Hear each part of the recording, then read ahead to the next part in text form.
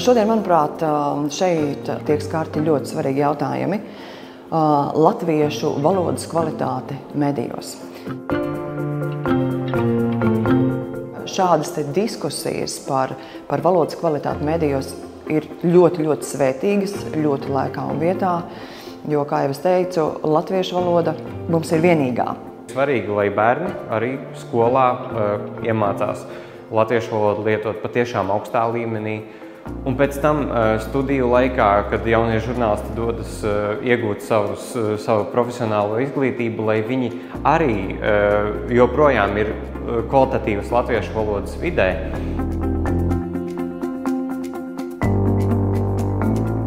Šajā seminārā, manuprāt, vērtīgākais tas, ka internetu mediji varēja pastāstīt, kā mēs strādājam un cik liela nozīme ir latviešu valodai.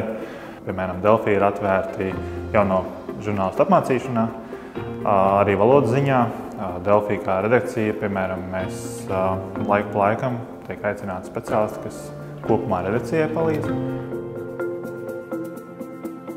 Medija valodai būtu jābūt kā tādam asam skalpelim ķirurga rokās, es tā gribētu teikt. Ar šo atgādinājumu par valodas ētiku, jo valodas ētika ir atbildība par vārdu izvēli.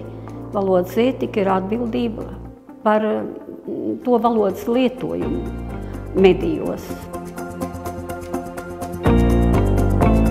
Kad jau jaunais žurnālists nonāk savā pirmajā darba vietā, viņam ir jābūt tai apziņai, ka latviešu valoda nav kaut kas tāds, ko mēs iemācāmies līdz vidusskolai, tā teikt, vidusskolā noliekam eksāmenu, un tad mēs par to varam aizmirst.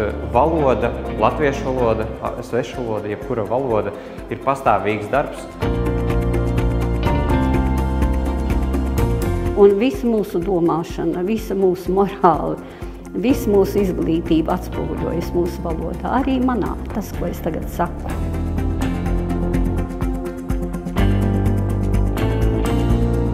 Mums būtu jākultivē sevī iekšēja vajadzība rūpēties par to, lai mūsu valoda būtu maksimāli kvalitatīva, lai tā kļūst par mūsu ikdienu.